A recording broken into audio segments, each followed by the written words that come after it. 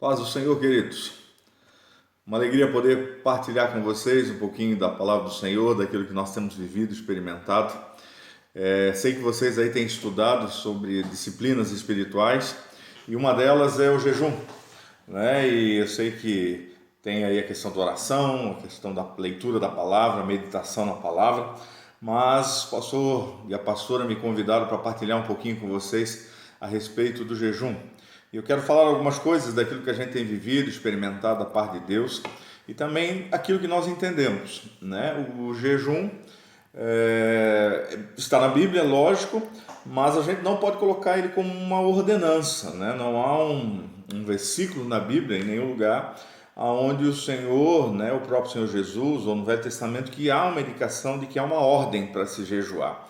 Mas em diversos textos, né, nós vamos perceber que existe ali a condição, né? Parece que o povo judeu, para eles, isso já era muito normal. Então, para eles era muito tranquila essa questão do jejum, né? Por isso que alguns textos eu quero ler com você, por exemplo, Mateus 6, 16 a 18, diz assim: quando jejuardes, não vos mostrei contristados, como os hipócritas, porque desfiguram o rosto com o fim de parecer aos homens que jejuam. Em verdade vos digo que eles já receberam a sua recompensa. Tu, porém, quando jejuardes, unge a cabeça, lava o rosto, com o fim de não parecer aos homens que jejuas, e sim ao teu pai em secreto, e teu pai que vem em secreto te recompensará, né? Jesus aqui, quando está falando, ele já está supondo, né, que para eles era algo normal.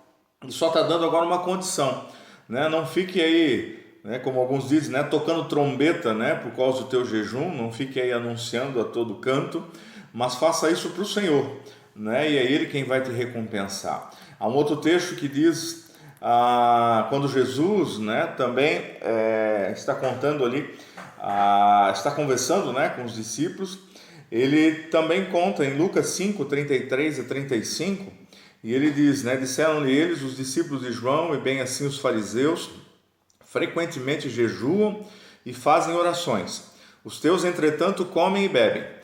Jesus, porém, lhes disse: podeis fazer jejuar os convidados para o casamento enquanto está eles com o noivo? Dias virão, contudo, em que lhes será tirado o noivo. Naqueles dias, sim, jejuarão. Né? Então, Jesus aqui supõe, né, e para ele é muito claro, a questão do jejum. Né? Ele só está dando instruções em relação ao jejum e da forma que deve ser feito.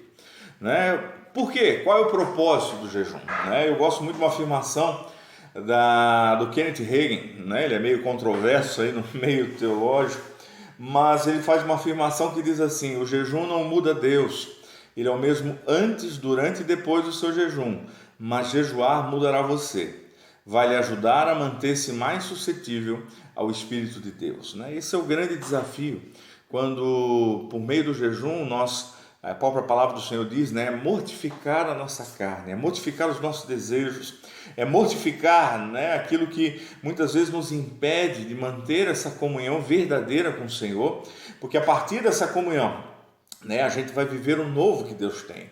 Há um texto em Marcos 2:22 que diz assim: ninguém põe vinho novo em odres velhos, do contrário o vinho romperá os odres, e tanto se perde o vinho como os odres, mas põe-se vinho novo em odres novos, né? Esse é o grande desafio, entender que uma das principais, né, características do jejum é se transformar nesse odre novo, né? Quando o profeta ali diz, né, que o Senhor coloca em vasos de barro, né, aquilo que é precioso, e lá no profeta ele vai dizer que o Senhor então molda esse barro segundo o propósito dele.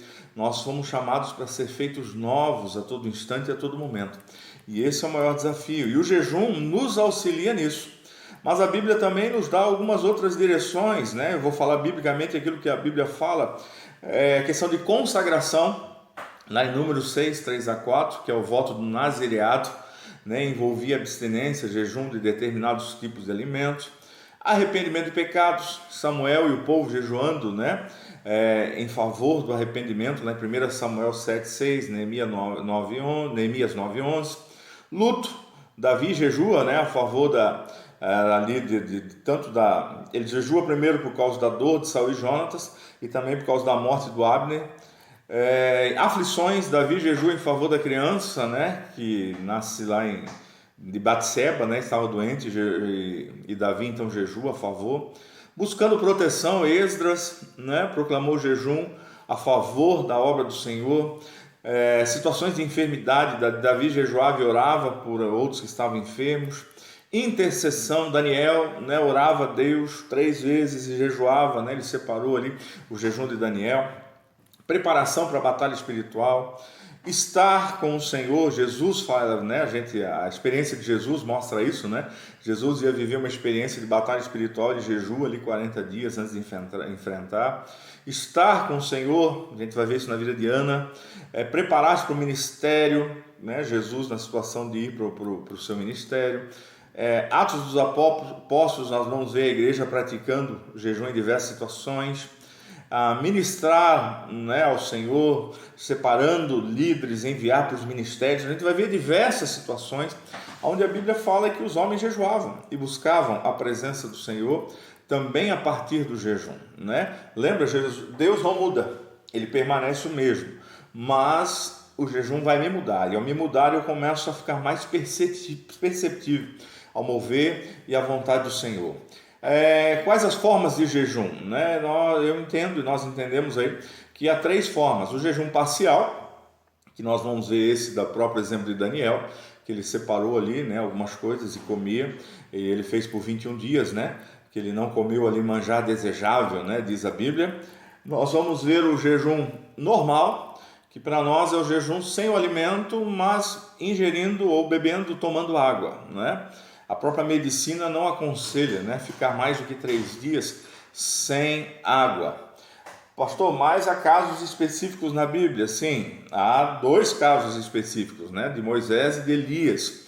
Os outros todos eram jejuns normais, né? O próprio Jesus, quando ele faz o de 40 dias, ali diz o texto que ele não comeu, né? Não disse que ele não bebeu, ele teve fome porque ele não comeu, né? Estava no deserto e não comeu.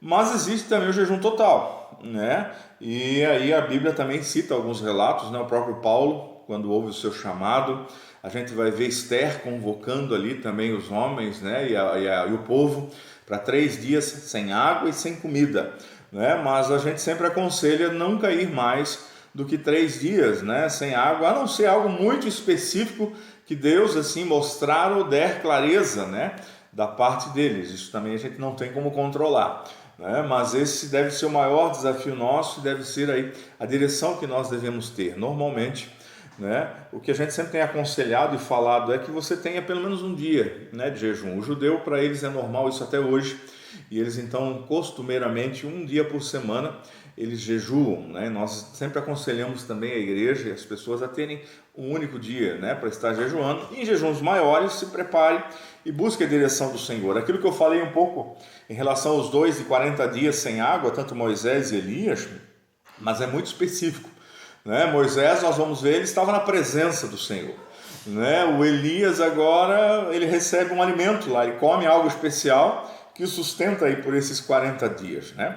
Então, existe aí o jejum parcial, total, só para lembrar certinho aí, para pôr na linha, né? Total é o último, né? No caso, o jejum, o nome que eu usei aqui, o parcial, o jejum normal e o jejum total, né? Que a gente aconselha aí os irmãos a fazerem sempre uma vez por semana, entendendo aquilo que Deus coloca e aquilo que Deus traz, né, para nós, e é o moldar, o preparar. A duração do jejum está muito relacionada àquilo que Deus moveu o teu coração, né? Busca a direção dele, né? Eu posso citar diversos textos aí, mas o nosso tempo é muito curto, né? A Bíblia vai citar um dia de jejum que é expiação, 3 dias o jejum de Esther, de Paulo, 7 dias, né, o jejum pela morte de Saul, 14 dias o jejum involuntário do Paulo, né, que estavam com ele no navio, ficaram 14 dias, 21 dias de Daniel, 40 dias do próprio Senhor Jesus, né, no deserto. Busca a direção daquilo que o Senhor tem para você e aquilo que o Senhor quer fazer, né? Eu acho que é uma das disciplinas assim, onde nós mais nos colocamos realmente na presença do Senhor. E eu quero sempre animar teu coração, para que você realmente se disponha a ter uma vida normal de jejum. né? Eu sempre brinco, né? Quando Jesus ali fala que existem algumas castas, né, de demônios que não saem por meio, se não for por meio de oração e jejum. E não é agora quando você estiver lá expulsando o demônio, chegar lá e dizer agora, espera aqui, demônio, que eu vou voltar amanhã depois de jejuar. Não dá, é viver uma vida de jejum. E eu quero animar teu coração aí, rapidamente, né? Eu resumi muito aí o que eu teria para falar de jejum, né? Isso dá pelo menos uma pregação, mas que o Senhor anime teu coração, que você possa perseverar, né? Junte a tua igreja, junte os teus líderes, o teu GD, o teu grupo de discípulos e tenha uma prática de jejum. Vocês vão experimentar aquilo que eu citei ali como exemplo, né? do Kenneth Hagin. O teu jejum não vai mudar a Deus, mas vai mudar o teu coração em relação a Deus, a ficar mais suscetível à vontade, à voz do Senhor, naquilo que o Senhor tem para você. Grande abraço para você, Deus abençoe você, fique todos na graça e da paz do Senhor Jesus. Amém.